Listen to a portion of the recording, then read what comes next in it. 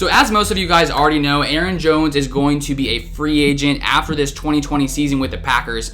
And I think for Packers fans coming into this season, the question was, which players will we end up signing after 2020? Because coming to the year, we had 5 guys who are big parts of this Packers team who are all scheduled to be free agents. That was Kenny Clark, David Bakhtiari, Kevin King, Corey Linsley, and of course Aaron Jones. So before the season, we decided, okay, let's sign Kenny Clark. He's a great, defensive lineman. So we signed him to a 4-year, $70 million deal. And then we see David Bakhtiari, obviously one of the best left tackles or, offensive linemen in general in the NFL. So we say, okay, let's pay him too. We pay him 4 years, over like $100 million. And so now the question is there enough money to go around to these other guys? We got Kevin King, Corey Linsley, Aaron Jones.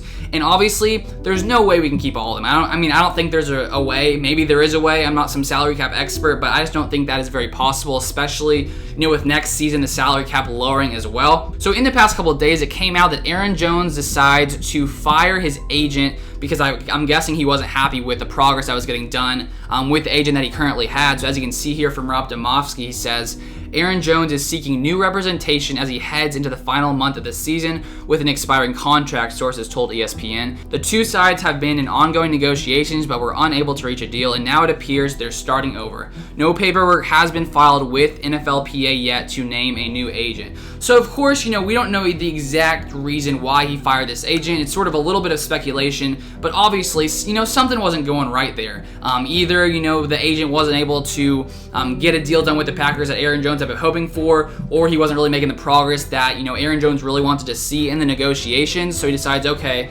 sorry, I can't, have you anymore. Let me bring on a new agent who can sort of get what I want to have done.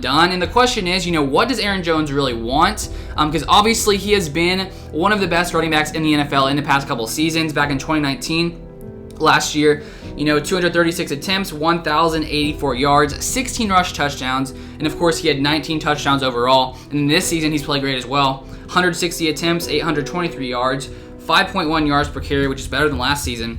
7 rush touchdowns and 9 total. And of course the season isn't even over yet. So Aaron Jones is definitely a top 5 running back. And if we look at how much top 5 running backs are getting paid, as you can see here, Christian McCaffrey, $16 million a year. Obviously the best running back probably in the NFL, even though he has been injured a lot this year. Kamara, $15 million. Zeke, $15 million. David Johnson, $13 million. That's a funny one. Dalvin Cook, $12.6 million. Henry, $12.5 million. Joe Mixon, $12 million. So you'd have to assume that Aaron Jones is probably looking to get paid anywhere from $12 million to $16 million a year. And with how much the Packers have already spent on other players, who knows if they can get that done. I honestly do not know if that can happen. But I want to take a look at a quote from Aaron Jones earlier this season. It was actually back before the season started, back in May, sort of what he had to say about the contract situation coming into 2020. He said, "Whether it's my first year or my last year on a deal, I'm going to be just as motivated," Jones said.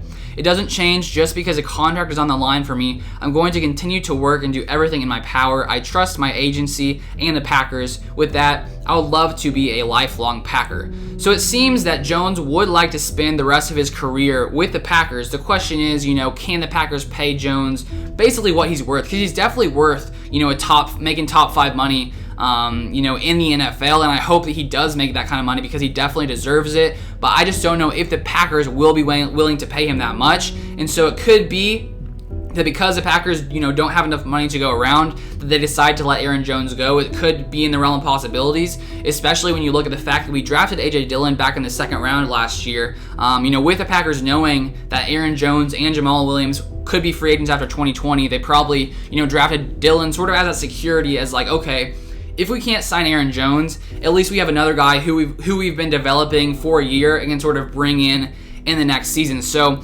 honestly, I don't really know what's going to happen with Aaron Jones. Obviously, he decides that he wants to, bring on a new agent who he maybe can sort of get the deal done that he wants to get done, and who knows what that is exactly. Another thing to wonder is, would he be willing to take less money because he wants to be a lifelong Packer? It definitely could be in the realm of possibilities, because who knows, maybe the Packers could pay him $8 to $10 million a year. I honestly don't really know what they can pay him. But the question is, does Aaron Jones just want to go make the money somewhere else? Which, I wouldn't fault him at all to want to go make the money, because he definitely deserves it for the way that he has played, especially these past couple seasons.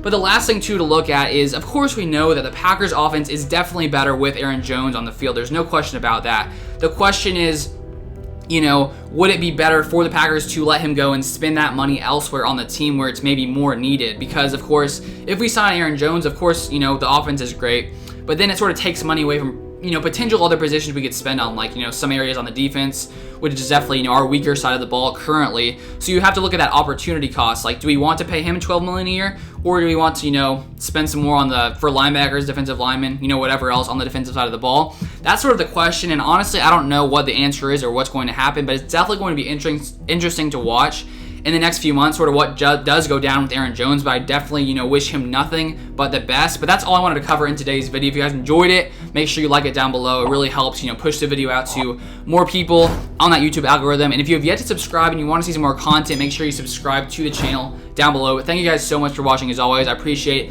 every single one of you, and I'll see you guys on the next one.